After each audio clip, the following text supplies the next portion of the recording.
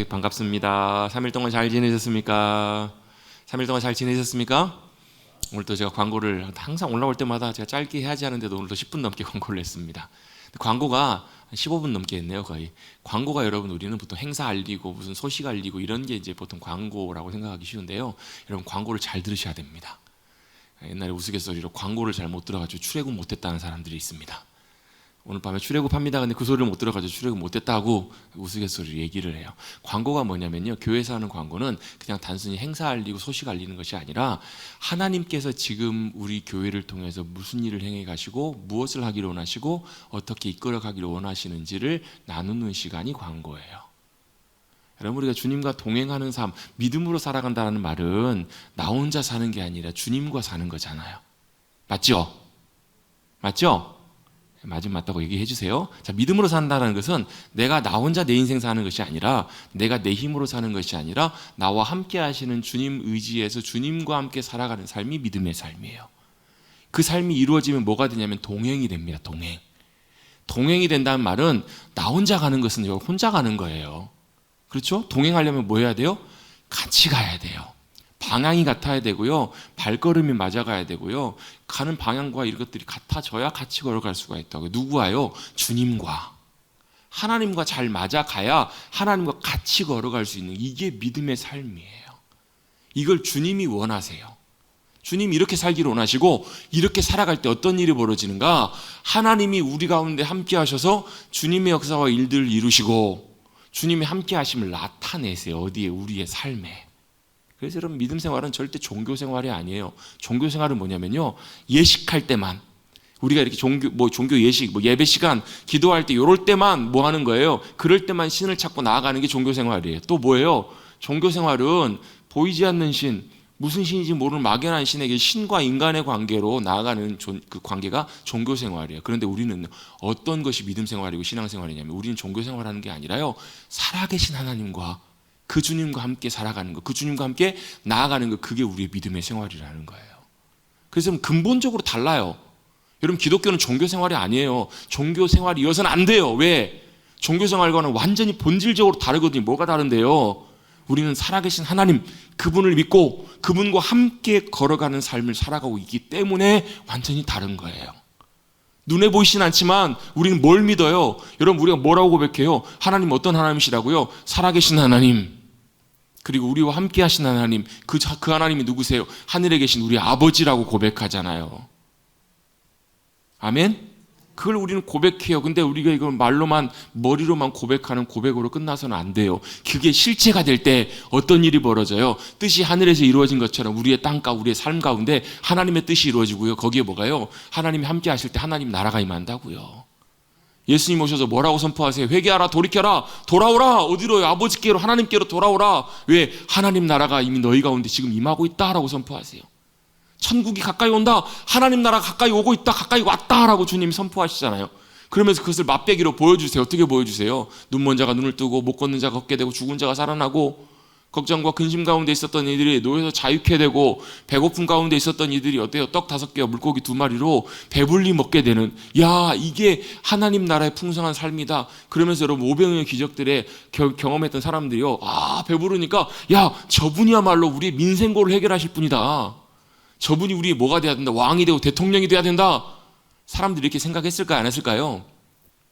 여러분, 십수년 전에 여러분, 모 대통령이 이제 출마하면서, 그 대통령 출마, 선거 중요한 캐치프레이즈가 뭐였어요? 경제 대통령. 기억나시죠?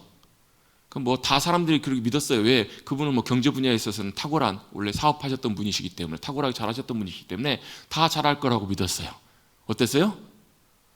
경제 대통령이 그러셔도 되는지 모르겠지만, 오히려 여러분 어때요? 오히려 더 좋지 않은 그런 경제적인 성과, 참 어려움들이 많이 있었어요.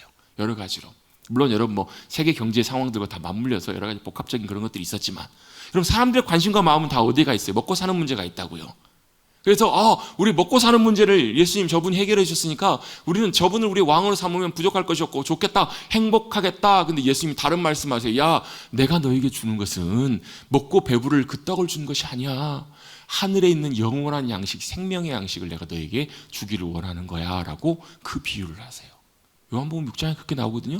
여러분 이 오병의 기적이요, 마태복음 14장, 또 마가복음 6장, 그 다음에 누가복음 9장, 그 다음에 요한복음 6장에 나와요. 이 얘기가 네 복음서에, 4복음서에 다 나와요.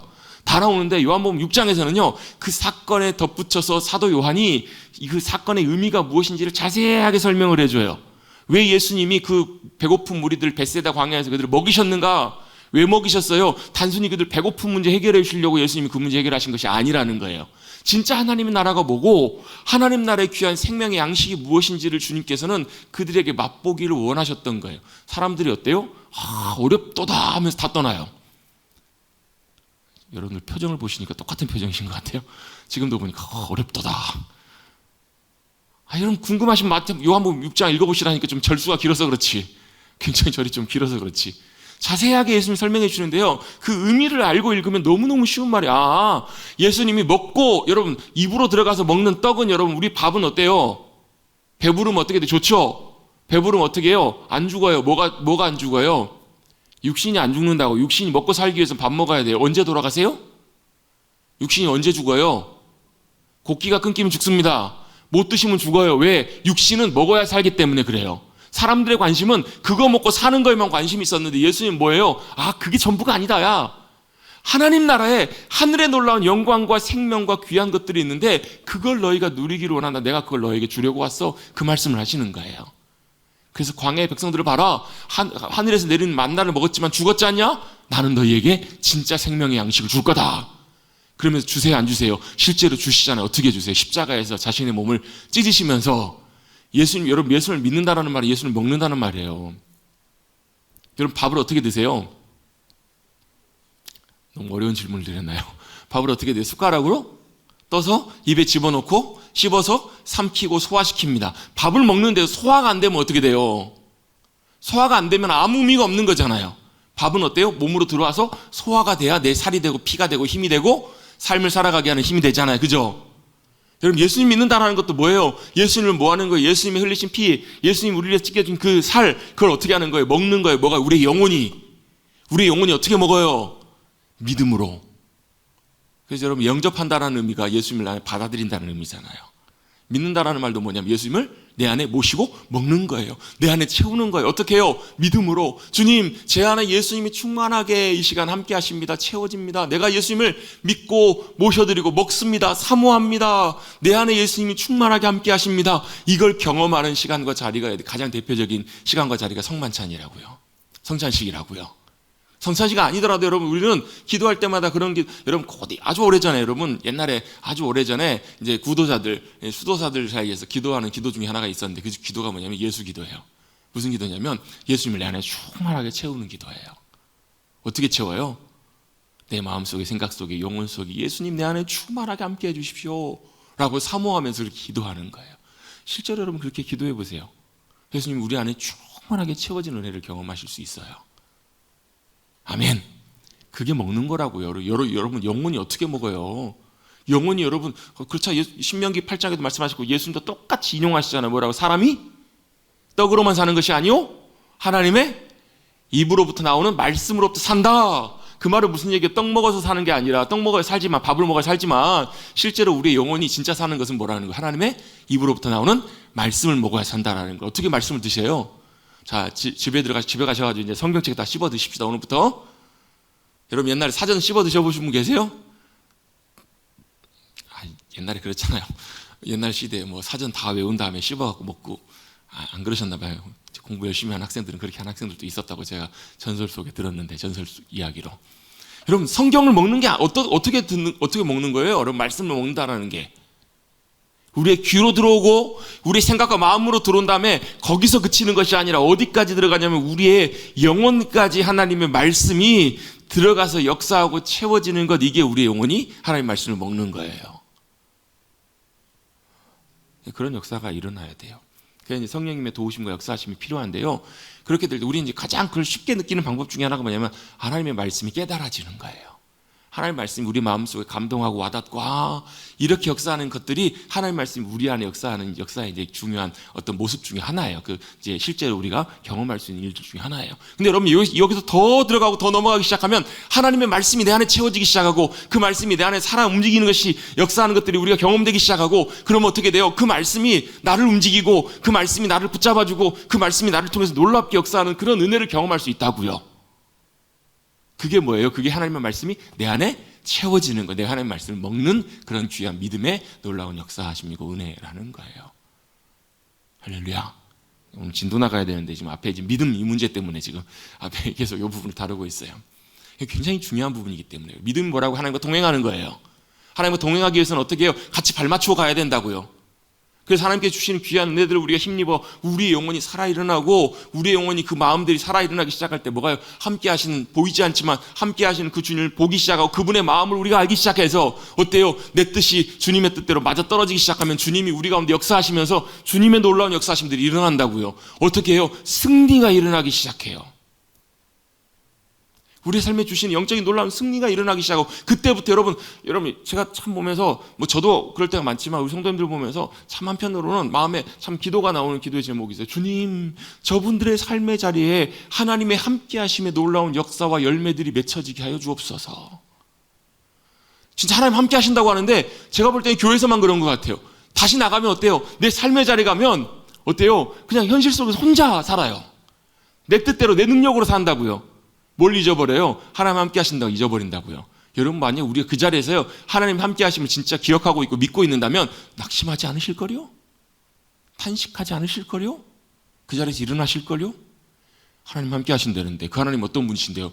다른 신과 달리 살아계신 분이시고 하늘의 하나님이시고 천지 만물을 지으시고 지금도 역사하시는 주권자이시고 권세와 능력이 많으신 하나님이시고 지금도 선하게 역사하시는 하나님이신다는데 그 하나님이 남의 하나님이라면 나는 아무런 의미가 없겠네요.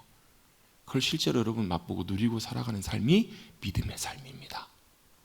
여러분 믿음으로 살아가십시다. 믿음과 주님으로 동행하십시다. 실제 주님이 함께 하셔서 내 삶에 어떻게 역사하시는지를 경험하고 누리고 살아간다면 여러분 그런 삶을 살아갈 때 여러분이 가만히 있어도 세상 가운데 어때요? 빛이 비춰져요. 가만히 있어도 우리의 삶을 통해서 나타난다고 증거가 된다고요. 모든 것들이 선포가 된다고요. 왜? 우리의 삶만 봐도 요셉이 그랬잖아요. 요셉이 여러분 종으로 팔려가고 심지어는 감옥에 들어갔는데도 사람들이 뭘 봐요? 하나님이 누군지도 모르는 사람들, 이방 사람들이 요셉과 함께 하신 하나님을 봐요. 그리고 요셉을 통해서 일하신 하나님을 본다고요. 나중에 바로왕이 뭐라고 얘기를 해요? 야, 이와 같이 여호와의 신이 함께한 사람을 우리가 어디서 찾을 수 있겠는가? 이렇게 얘기한다고요. 요셉이 했던 건 뭐예요? 다른 것도 없어요. 요셉 물론 신실하게 성실하게 살았지만 요셉이 했던 제일 중요한 건 뭐예요? 그와 함께 하시는 하나님과 함께 동행했다는 거예요. 믿음으로 서 있었던 거예요. 억울하게 감옥에 갇혔어도 그의 삶이 앞으로 어떻게 될지 절망 가운데 있어서 낙심할 수 있었겠지만 그와 함께 하시는 하나님과 함께 그 시간들을 견디며 그 시간들을 지내왔을 때 결국 하나님이 어떻게 하세요? 하나님 꿈을 통해서 약속하신 것처럼 야곱을 어떻게 해요? 그 자리에 그대로 세우시잖아요. 총리의 자리에 그대로 예배하신 대로 하나님의 정확한 타이밍에 정확하게 그를 세워서 주님이 놀랍게 역사해 가시고 일해 가시자. 여러분 이 요셉의 이야기가 남의 이야기가 되지 않게 되기를 바랍니다. 저와 여러분의 이야기, 다니엘의 이야기가 저와 여러분의 이야기, 성경의 스토리와 이야기가 우리 가운데 함께 하시. 여러분 룻기 살펴보면서 여러분 제가 강조했던 부분이 그거잖아요. 룻기의 이야기가 남의 이야기가 돼서는 안 된다고. 우리의 이야기가 돼야 된다. 왜?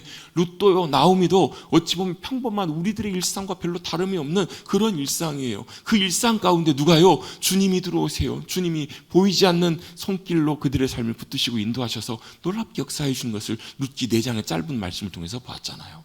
그것만 그래요? 모세의 삶을 통해서, 다니엘의 삶을 통해서 놀랍게 함께 하셨던 그 주님의 인도하심과 선하신 손길을 우리의 일상의 삶에서 경험해 갈 수 있게 되시기를 간절히 주님의 이름으로 축복합니다.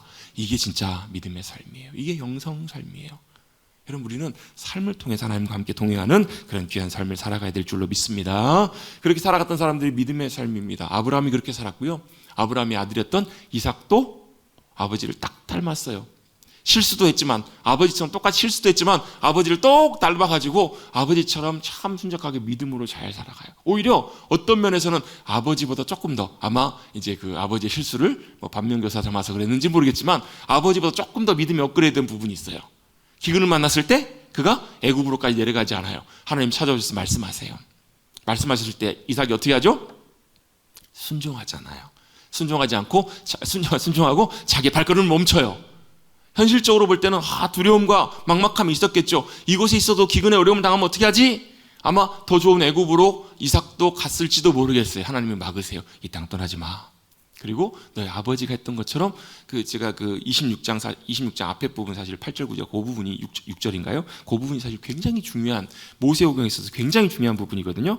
3절 2절부터 하나님께서 말씀하신 내용인데요. 3절, 4절, 5절이 굉장히 중요한 본문이에요. 그게 뭐냐면 한마디로 딱 줄여보면 어떻게 살라고요? 아브라함처럼 살라라는 거예요. 아브라함처럼 되라는 거예요. 이게 왜 중요하냐면요. 지금을 살아가는 우리들에게도 똑같이 약속이 적용이 돼요. 고린도후서 1장인가요? 고린도후서 1장일 거예요. 모든 약속은 그리스도 안에서 다 이해가 된다고. 예스가 된다고. 예스. 성경에 나와 있는 약속들이 우리가 그리스도 안에서 믿음 가운데 바라볼 때 하나님께서 우리 가운데 그걸 말씀하시고 행하기를 원하시면 뭐가 되는 거예요? 아브라함이 가셨던 약속도 믿음의 후손들이 우리들에게 동일하게 예스가 된다고. 적용이 된다고요. 그대로. 하나님은 그렇게 하기를 원하세요. 아브라함에게 큰 후손의 축복을 주신 이유가 아브라함 혼자 잘 되라고 그런 것이 아니라 마치 여러분 아담을 만드시고 아담을 통해서 온 땅에 번성하라고 말씀하셨던 하나님의 마음처럼 어때요? 여러분 꽃이 한 송이가 피어있는 것도 참 예쁘잖아요. 그죠? 그죠? 꽃이 한 송이 피어있는 것도 예쁜데 생각해보세요. 큰 들판에 꽃이 빽빽하게 예쁜 꽃이 다 피어있어요. 여러분 어떤 마음이 드시겠어요? 와 이런 마음이 드시겠죠. 좀 감정도 좀 이렇게 우리 잘 돌아보십시다. 얼마나 예쁘겠냐고요. 우리 하나님께서 만드신 천지 만물이 참 아름답고 예쁘잖아요. 근데 뭐가 제일 아름다워요? 하나님 보실 때는 하나님의 형상대로 만드신 아담이 제일 예쁜 거예요. 제일 사랑스러운 거예요. 그래서 하나님의 바람은 아담과 같은 그런 존재들이 온 땅을 가득 채우기를 주님이 원하셨어요. 그때가 나중에 올 거예요. 언제요? 주님 오시고 영원한 주님의 나라가 임하게 될 때 그때 천군 천사들과 함께 수많은 하나님의 형상대로 주님 모습대로 변화된 주님의 귀한 자녀들이 그곳에서 주님의 이름을 높이며 기뻐하며 같이 주님께 영광 돌리는 주님의 기쁨을 누리게 될 그날이 오게 될 줄로 믿습니다. 아멘? 그럼 제가 예전에 몇 년 전에 한 4, 5년 전인가 한번 설교하면서 그 얘기를 들었던 적이 있어요. 콘서트장 가보면 제가 그때 무슨 영화를 보고 와가지고 같이 그 얘기를 나눴었는데요. 콘서트장 가보면 어때요? 가수들이 앞에서 공연을 하고 앞에서 노래 부르고 있으면요, 그 팬들이 막 몇만 명, 수만 명의 팬들이요, 막 열광을 하잖아요. 그걸 보고 뭐라 그래요? 세 글자로 미쳤다. 이렇게 표현합니다. 미쳤다. 요즘 보니까 막 중년, 아주머니들은 보니까 70대, 80대까지도 막 임영웅 가수를 보면서 너무너무 좋아해가지고, 우리들의 히어로, 이러면서 아무튼 너무 좋아하시더라고요. 가면 어때요? 막 미쳐요. 막 대기가 막 몇백만, 티켓 하나 끊으려고 대기가 몇백만 명. 여기 계신 분들은 다 그래도 별로 그게 무슨 얘기요? 남 얘기인 것처럼 이렇게 들으시는데요. 어때요? 생각해 보세요. 만약에 여러분이 그런 가수라고 생각해 보세요. 수만 명이 여러분의 이름을 연호하고 20년이 지났는데도 안 잊어버리고 와가지고 옛날 추억들, 옛날 노래들 같이 따라 부르고 박수 치고 좋아하고 환호하고 그러면 어떠시겠어요? 소름이 돋지 않겠냐고요. 전율이 생기지 않겠냐고요. 예. 그렇습니다. 거기서 연호하고 가수들 이름 부르고 사실 연예인들이 사실 그 맛의 연예인을 하는 거잖아요. 어떻게 보면 가수를 하고 열광할 때 얼마나 가슴 벅차고 좋겠냐고요. 근데 원래 그 영광과 그 자리에는 누가 계셔야 되냐면 하나님이 계셔야 돼요. 하나님을 연호하고 기뻐하고 즐거워하고 그날이 올 거예요. 언제요? 주님 다시 오셔서 모든 것들 다 만물을 회복하실 그때 그렇게 열광하며 기뻐하며 감사하며 감격해 할 그때가 올 거예요. 여러분 거기가 있는 참석하는 콘서트 참사하는 사람들은요 3시간 4시간 뛰어도 여러분 지치지도 않아요. 무릎 안 좋은 사람도 발짝발짝 뛰어요. 기적이에요. 기적. 놀라운 일들이 일어나요. 왜요? 열광하는 거예요. 감격하는 거예요. 그게 뭐예요? 그게 하나님께 올려드릴 영광이고 그 기쁨과 감격을 누리는 것이 바로 우리가 누리게 될 그 놀라운 일들이라는 거예요. 다시 이제 돌아옵니다. 다시 돌아옵니다. 그게 바로 하나님께서 이 땅 가운데 아담을 이 땅에 번성하도록 하시는 하나님의 이유였어요. 근데 실패하잖아요. 그래서 다시 누구를 통해서요? 아브라함을 통해서 그 일을 이루기로 원하세요. 아브라함, 이삭, 야곱, 요셉, 그 다음에 쭉 유다를 통해서 하나님께서 그들을 세우세요. 그들이 누구예요? 하나님의 백성들이에요. 하나님의 거룩한 백성들을 주님이 세우세요. 그게 누구예요? 이스라엘. 그게 바로 하나님의 나라예요. 그게 바로 하나님의 교회예요. 그게 바로 하나님의 성도들이에요. 하나님께서 이 땅 가운데 그들을 찾고 계시고 그들을 바라보시면서 기뻐하시고 좋아하세요. 왜요? 하나님의 형상대로 새로워지고 변화돼가는 그 모습들을 보면서 너무너무 기뻐하시는 거예요. 마치 뭐처럼요? 잃어버린 자식을 찾는 것처럼, 잃어버린 자녀들을 찾는 것처럼 하나님께서 너무너무 기뻐하시고 좋아하세요. 그게 뭐예요? 그게 아브라함을 향한 하나님의 약속이에요. 여러분, 아브라함의 약속이 그거예요. 바로 하나님께서 그 일을 이루시겠다고요. 너는 큰 민족을 이룰 거라고. 그가 뭐가 돼요? 이스라엘이 돼요. 그래서 내가 너와 함께 있어서 너를 축복하는 자, 네 편에 서는 자가 내가 그러니까 아브라함 편에 서는 자, 이스라엘 편에 서는 자가 하나님의 편이 되는 거고요. 하나님을 이스라엘을 대적하고 아브라함을 대적하는 이들에게 하나님께서 그들의 대적이 되어 주신다라는 게 이게 하나님의 약속이에요. 큰 민족을 이루게 하리라. 네가 뭐가 되라? 복의 통로가 되라. 복의 도구가 되라. 이렇게 말씀하세요. 그들을 하나님께서 찾고 계세요. 이삭, 야곱을 통해서 그 일을 이루세요. 그래서 하나님께서 이삭에게 하셨던 말씀이 그거예요. 야, 너도 아브라함처럼 되라. 이게 26장 앞에 나와 있는 3절, 4절, 5절, 6절 말씀, 2절부터 나오는 5절, 6절까지 나오는 하나님의 말씀이에요. 그리고 이삭이 그 말씀에 순종해요. 그랬을 때 어떤 일이 벌어져요? 하나님께서 이삭에게 복을 주세요. 이삭이 농사를 짓네요. 농사를 지었더니 100배나 거둬요. 여러분, 100배 거두면 어떻게 될까요? 주식 투자했는데 한 주가 10,000원짜리가 100만 원이 됐어요. 그럼 어떻게 돼요? 100주만 있으면 얼마죠? 1억에 1억. 100만 원 갖고 있었는데 100만 원 1억 된다고요. 별로 놀라지도 않으시네요. 감동이 없으신가 봐요. 내 손에 100만 원 있었는데 그게 너는 잊어버렸는데 봤더니 1억이 돼 있어요, 여러분. 100만 원이 너무 좀 그러면 1,000만 원 합시다. 1,000만 원 어디다가 넣어놨는데 잊어버리고 있었는데 펀드에다 넣어놓고 잊어버렸는데 그게 연락이 왔어요. 10억이 됐다는 거예요.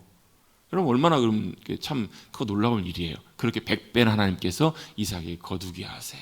하나님께서 이삭에게 귀한 것들로 풍성하게 주게 하시면서 거부가 되게 하십니다.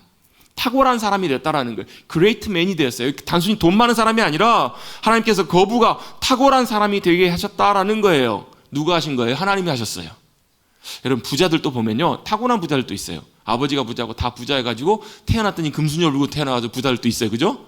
어떤 부자들은 또 어때요? 자기가 노력해서 부자가 되는 경우도 있어요. 근데 제일 좋은 건 뭐냐면요, 하나님께서 세우셔서 부자 되게 하신 사람이에요. 근데 이것도 참 보면 여러 가지 많은 부분들이 있어요. 뭐냐면 그럼 우리 다 부자 되고 싶은데 다 부자 되게 하시는 것은 아니에요. 왜요? 부자가 됐다고 해서 그게 누구 거예요? 내 것이 아니라 하나님의 것입니다라고 하고 청지기의 믿음의 자세로 잘 세워진 사람들에게는 하나님께서 많이 채우시고 주시더라고요. 왜요? 그거 내 것 아니니까. 하나님이 언제나 원하실 때, 기뻐하실 때 내가 기쁨으로 드려지고 쓰여질 수 있는 거, 언제라도 주님 다 가져가십시오, 이런 자세로 서 있을 수 있는 믿음의 귀한 사람들에게 하나님께서 부으시더라고요. 그래서 여러분, 하나님 나는 안 주시던데 서운해하지 마세요. 여러분, 하나님께서 우리에게 적절한 것들로 채우시고 하나님께서 공급하세요. 여러분, 많이 주시든 적게 주시든 여러분, 그게 중요한 것이 아니라 주시는 분이 하나님이시고 우리는 뭐 하는 거예요? 청지기. 같이 한번 해보십시다. 청지기가 뭐 하는 거예요? 주인이 아니라 내가 뭐 하는 거예요? 주인의 명을 따라서 주인이 명하시는 대로 그대로 순종하고 따라가는 사람, 관리하는 사람이 바로 뭐냐면 청지기예요. 그래서 여러분, 그리스도인들은요, 여러분 근면 전략하는 것도 참 중요합니다. 근데 그거보다 더 중요한 게 그 이유가 뭐냐면 그냥 단순히 아끼기 위해서, 잘 살기 위해서가 아니라, 돈 아끼기 위해서가 아니라 뭐 때문에요? 하나님의 말씀 가운데, 하나님의 인도하심 가운데 순종하기 위해서 그런 것들을 잘 배워갈 필요가 있어요. 물질도 마찬가지입니다. 여러분, 많이 주셔도 여러분, 우리의 마음이 그 물질에 가기 시작하면 그것이 복이에요, 아니에요? 복 아니에요. 하나님 많이 주셨는데 그것에 마음에 뺏기거나 그걸 내가 믿음 안에서 제어하지 못하고 조절하지 못하면 그건 오히려 우리에게 뭐가 돼요? 화가 될 수도 있어요. 그런 경우들 너무너무 많아요. 그런 경우는 하나님이 오히려 안 주시는 것이 복이 될 수 있다는 거예요. 많이 주실 때는 많이 주신 것으로 분명하게 하나님께서 하나님 기뻐하신 대로 쓰길 원하시기 때문에 그래요. 우리가 뭐에 자유해야 돼요? 물질에 자유할 필요가 있어요. 돈에 자유할 필요가 있다고요. 하나님 주신 공급하심에 자유할 필요가 있어요. 물질에 늘 매여 있어요. 걱정하고 움켜쥐고 살아요. 그래서 여러분, 우리가 하나님이 내 모든 필요를 아시고 채우시고 공급하시는 주님이시라는 것을 믿고 의지하고 살아가는 것이 너무너무 중요해요. 이게 여러분, 제가 이렇게 선포하고 설교하고 있지만요, 실제로는 머리로는 아멘 하는데 실제 삶에서는 잘 안 돼요. 지갑이 거듭나야 되고요, 우리의 물질관과 이런 것들이 좀 바뀌어야 되는데, 이게 진짜 저도 보면 쉽지가 않더라고요. 생각보다 쉽지가 않아요. 근데 이게 새로워지기 시작하면 뭐가 되냐, 물질로부터 자유함이 돼요. 자유함이 와요. 그래서 사도 바울이 고백했던 것처럼 자족하는 은혜도 누릴 수 있게 되고요, 하나님이 기뻐하시는 대로 온전하게 우리가 매여 있는 것이 아니라 자유케 되는 은혜를 경험하게 되거든요. 여러분, 하나님께서 복 주시는 여러분들 되시기를 주님의 이름으로 축복합니다. 그리고 복을 주셨을 때 정말 주님 기뻐하심으로 거기에 매이는 것이 아니라 자유함으로 주님의 영광을 위해서, 주님의 기쁨을 위해서 온전하게 자유함으로 쓰여질 수 있는 이 기쁨과 감사함으로 우리의 손과 우리의 물질과 모든 것들을 주님 기뻐하신 대로 언제든지 주님 원하시면 드리고, 언제든지 우리가 사용해야 될 땐 사용할 수 있는 그런 귀한 주님이 기뻐하시는 복된 청지기들이 되시기를 간절히 바랍니다. 이게 하나님께서 이삭에게 주셨던 큰 복이에요. 두 번째가 뭐였냐면, 또 하나님께서 복을 주셨을 때 그 성공으로 인해서 시기와 질투가 일어나요. 주변의 사람들이 공격할 때 이삭은 어떻게 했죠? 그는 기꺼이 자신의 권리임에도 불구하고 권리를 내세우기보다 그 다툼과 다툼과 갈등으로부터 한 발 물러나요. 언제까지요? 한 발 물러나는데도 갈등이 해결이 안 돼요. 또 공격해요. 한 발 물러나는데 또 그래요. 세 발을 물러나요. 그제서야 이제 갈등이 사라져요. 이게 뭘 의미할까요? 화평이 임할 때까지, 평화가 임할 때까지. 그래서 성경에서 보면 많은 평화의 사람들이 있지만 그 사람 중에 이삭도 참 대표적인 피스메이커예요. 화평을 이루어가는 사람, 이건 참 쉽지가 않아요. 우리가 참 배워야 될 모습들이지만 참 쉽지는 않아요. 그런데 이 이삭을 오히려 하나님께서 지경을 넓혀주시잖아요. 그래서 사실 이 우물을 다시 파는 사건은 부흥에 대해서 우리가 성경적인 의미들을 공부해 갈 때 이게 굉장히 중요하게 다루는 본문 중에 하나인데요, 이건 뭐 다음에 나중에 기회가 되면 뭐 한번 나눌 기회가 되면 한번 나누도록 하겠습니다. 어쨌든 간에 이삭은 그런 갈등으로부터 한 발 물러나요. 여러분, 갈등과 문제가 생겼을 때 여러분 어떻게 하십니까? 저도 뭐 지는 거 싫어하는 성격이기 때문에요, 항상 보면 그 자리에서 제 주장을 해요. 제 권리를 얘기를 하고 제 정당성을 분명히 강조를 해요. 그 문제가 그런 상황이 있을 때 해결 안 되는 경우가 참 많거든요. 하나님께서 때때로 원하실 때 한 발 물러서고, 때때로 하나님께서 원하실 때 기꺼이 내 권리고 내 주장이지만 이렇게 때때로 내어놓고, 이렇게 할 때 뭐가 임하냐면 하나님의 평화와 화평이 임할 때가 있어요. 그걸 통해서 그 상황 속에 하나님께서 우리의 지경을 오히려 더 넓혀주실 때도 있다. 이게 우리 지난주에 함께 살펴봤던 내용들입니다. 그리고 나서 이제 시간이 좀 지났던 것 같아요. 시간이 지나고 이삭이 이제 나이가 좀 많아졌습니다. 오늘 읽지는 않았지만 오늘 본문이 좀 많이 길어서요, 중간 부분만 읽었는데 앞에 내용을 설명드리면 그래요. 1절에 보시면 이삭이 나이가 많았다, 많이 들었더라. 이삭이 나이가 많이 들면서요, 무슨 문제가 생기냐면 눈이 어두워 잘 보지 못했다라고 성경을 설명하고 있습니다. 제가 이제 아직 50이 안 됐는데요, 최근에 제가 그걸 많이 느껴요. 눈이 제가 좀 많이 침침해져가지고 이게 노안도 오고요, 실제적으로 이렇게 눈이 침침해진다는 게 이런 의미구나라는 게 좀 느껴져요. 그래서 좀 성경 읽다 보면 제가 이제 성경에다가 좀 이제 색칠 공부를 많이 해놔가지고 형광펜으로랑 이거 색연필로 이런 색칠을 많이 해놔가지고 가끔 보다 보면 몇 번 색칠하는 데는요, 아와 어가 잘 안 보여요. 이렇게 흐리하게 보이고 이게 좀 이렇게 선명하게 안 보일 때가 있어요. 또 운전할 때도 보면 좀 어두워갈 때 보면 약간 이렇게 좀 침침하고 되게 좀 눈이 답답하고 불편할 때가 있어요. 아마 시간이 지나면 더 그렇겠죠.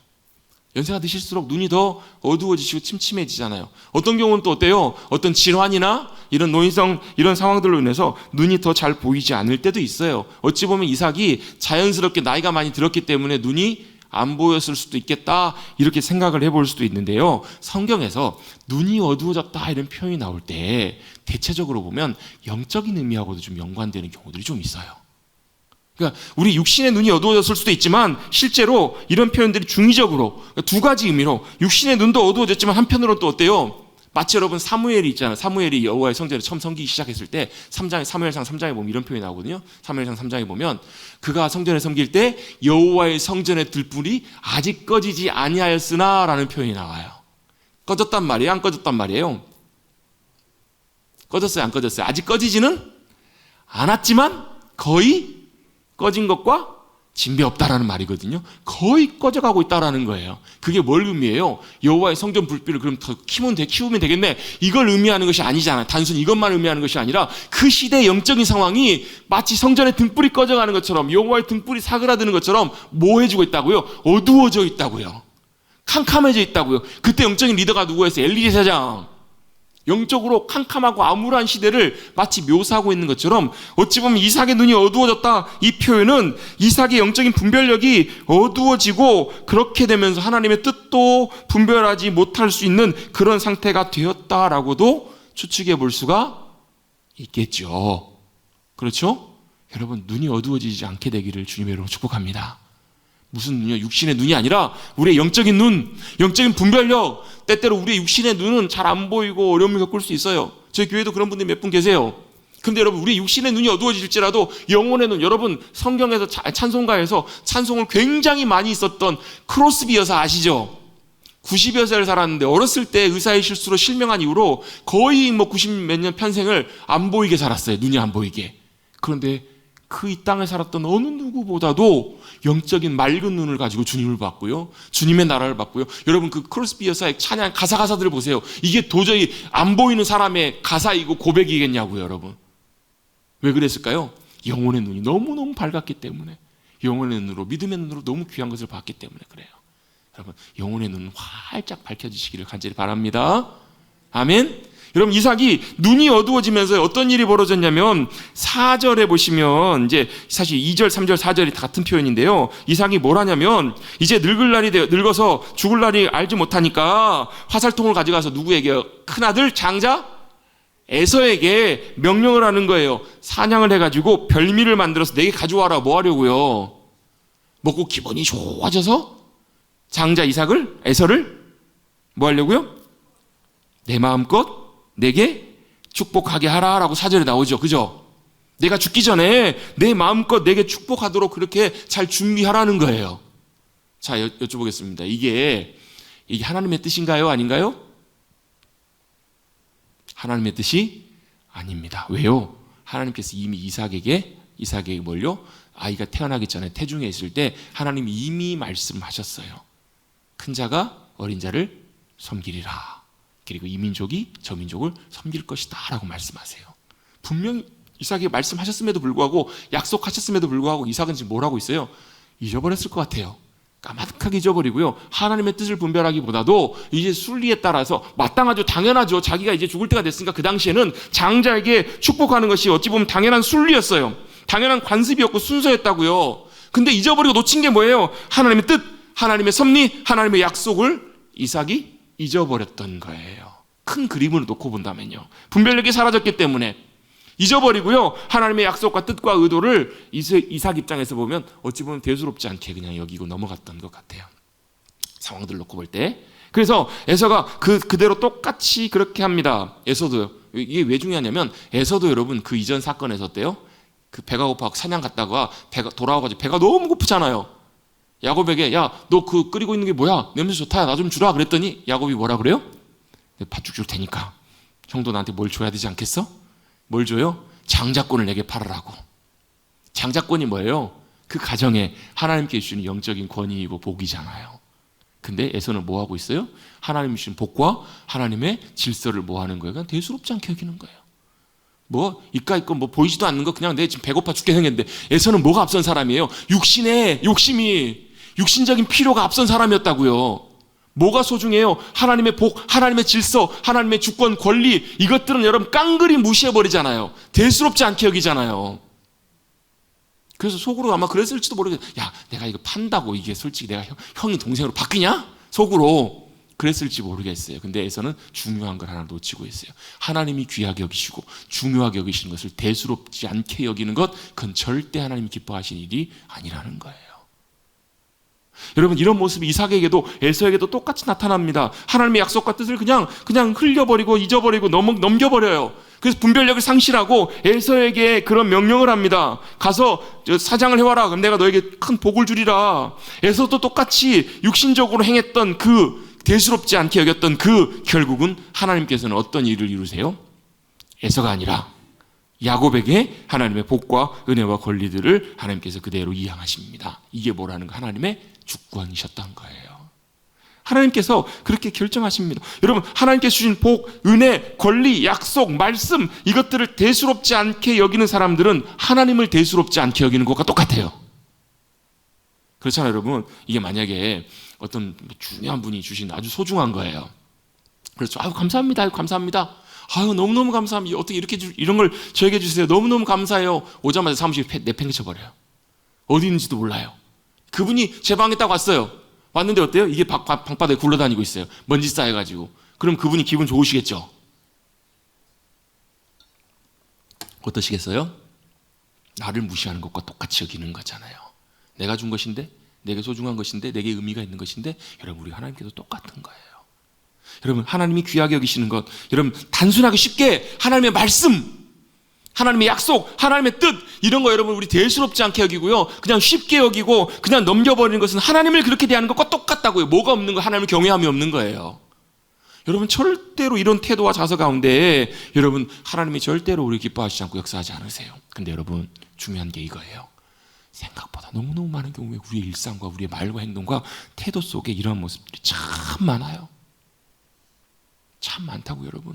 지금 여러분, 제가 설교할 때 여러분 말씀 드릴 때는 맞아, 그게 중요해, 맞아 하나님 경외해야지, 하나님 대수롭게 여기면 안 되지, 이렇게 하지만 여러분 금방 돌아 나가서는요 우리 일상대로 우리 하는 대로 산다고요. 변화돼야 돼요. 바뀌어야 된다고요. 그게 여러분 변화되고 바뀌는 거, 여러분 하나님이 정말로 내게 중요하신 분이고 소중한 분이시라면 그분이 우선이잖아요. 그분의 생각과 기준과 뜻과 계획이 우선이잖아요.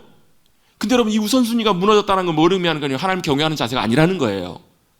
여러분, 코로나 끝난 다음에 여러분, 제가 성도들 보면서 그런 모습들이 너무너무 많이 보여요. 내 일상이 더 중요하고 내 일이 더 중요하고요.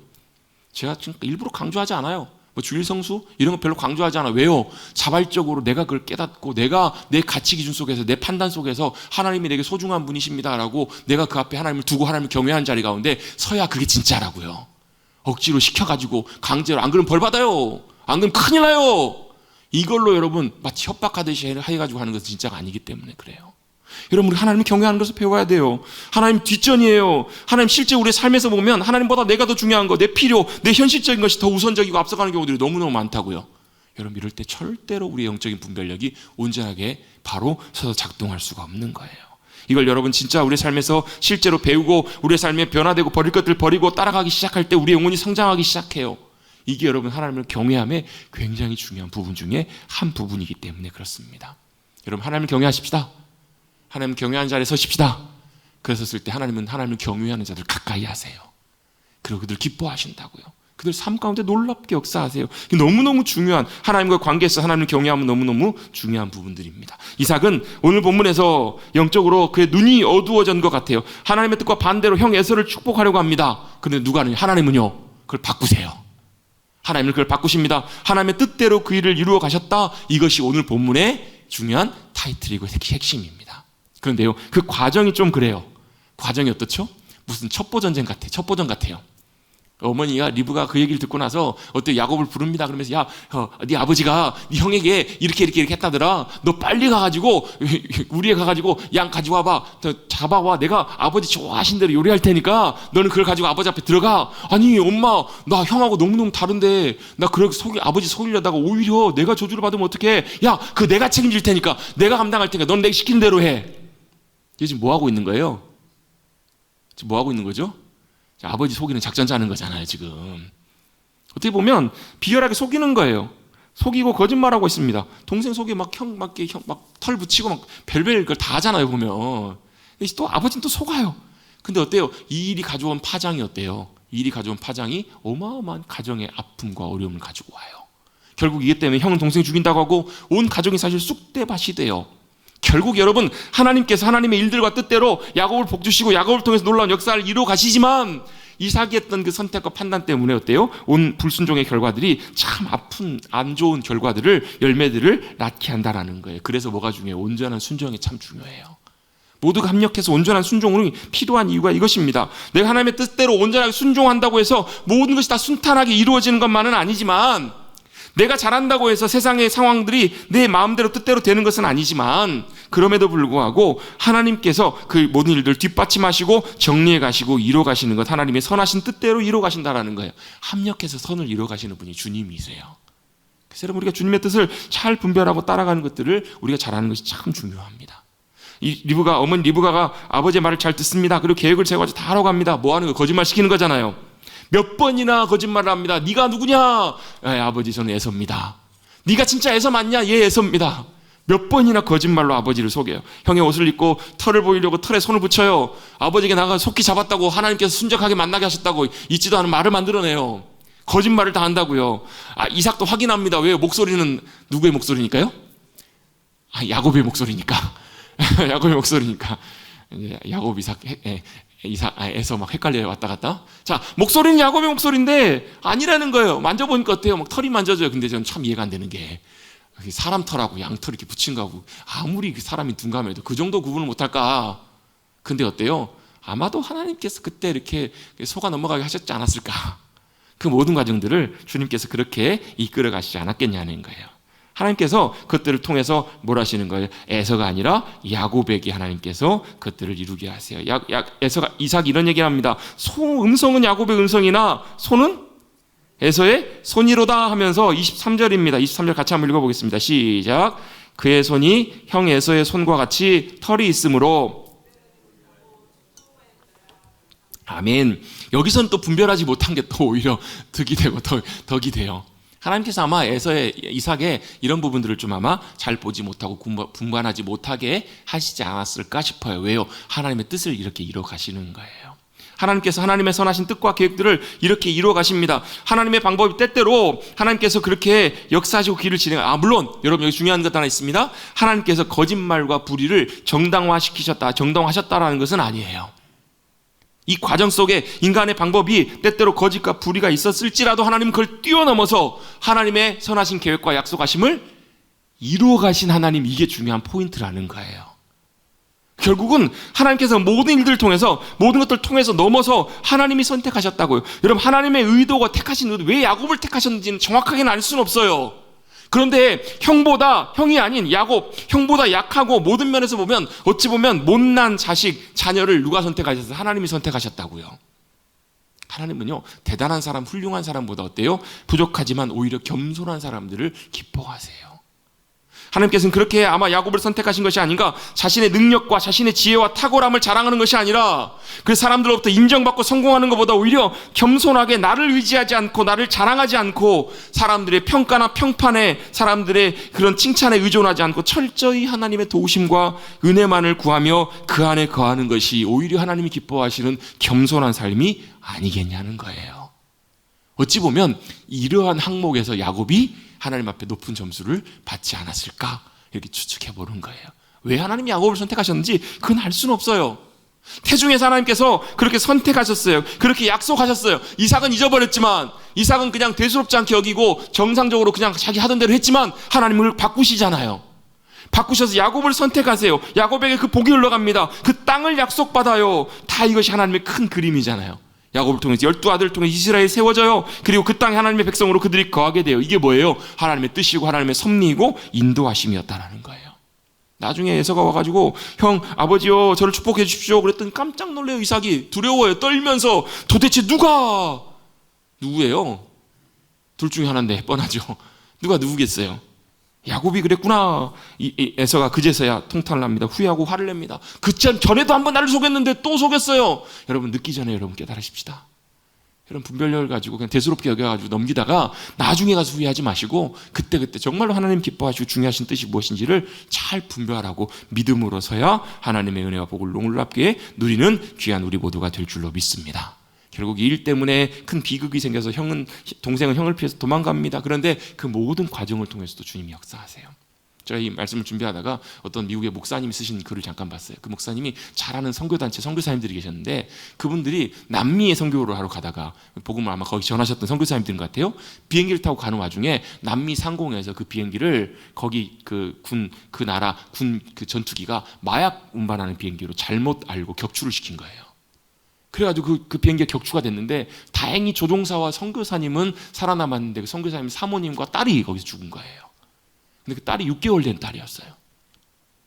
그 소식을 듣고 이 목사님이 너무너무 큰 충격과 너무나 큰 슬픔 가운데 한동안 어찌할 수 없으셨다는 거예요. 그러면서 마음속에 끊임없이 올라오는 생각이 뭐냐면, 정말로 하나님이 모든 상황을 다 주관하고 계신 하나님이신가? 정말로 하나님의 모든 섭리와 질서 가운데 우리의 모든 일들과 모든 상황들을 주님이 컨트롤하고 계시는가? 조종하고 계시는가? 그런 회의가 들더라는 거예요. 그럼 실제로 그럴 수 있잖아요, 여러분. 정말로 하나님 살아계신가? 정말 하나님 그렇게 역사하시는가? 여러분, 우리 일상 속에서도 사실 이런 일들, 이런 사건들을 우리가 많이 경험할 수가 있잖아요. 겪을 수 있어요.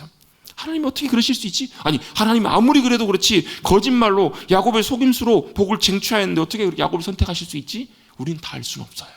우리는 그 뜻과 하나님의 기준과 의미들을 우리는 정확하게 다 알 수는 없어요. 그런데 중요한 것은요, 어느 누구도 사실 우리가 하나님 앞에 의롭다고 내세울 수 있는 사람은 한 사람도 없어요. 하나님이 야곱을 선택하셨다는 것이 야곱이 대단하고 의로워서 선택하신 것이 아니라는 거예요. 야곱의 선함 때문에가 아니라 전적으로 하나님의 주권적인 선택과 사랑으로 행하신 일이라는 거예요. 야곱을 선택하신 일이. 그것이요, 저와 여러분을 선택하신 것도 그 이유예요. 저와 여러분이 대단해서가 아니라, 의로워서가 아니라, 남들보다 더 나아서가 아니라 전적인 하나님의 주권적인 선택과 사랑 때문에 저와 여러분을 선택하신 거예요. 그렇기 때문에 우리도 어때요? 그 상황 속에서 하나님을 판단하고 정죄하기보다, 또 사람들 사이에서 내가 더 낫다, 내가 네보다 낫다, 나쁘다, 내가 더 옳다, 그르다, 이걸 분별하고 이걸 판단하기보다도 그 앞에서 겸손하게 뭘요? 그럼에도 불구하고 연약한 나를 선택하시고 부족한 나를 사랑하셔서 복 주시는 것이 내가 잘나서가 아니라, 내가 남보다 나아서가 아니라 하나님의 주권적인 선택이시고 하나님의 사랑이셨다는 것을 우리가 잊지 않고 감사해야 될 줄로 믿습니다.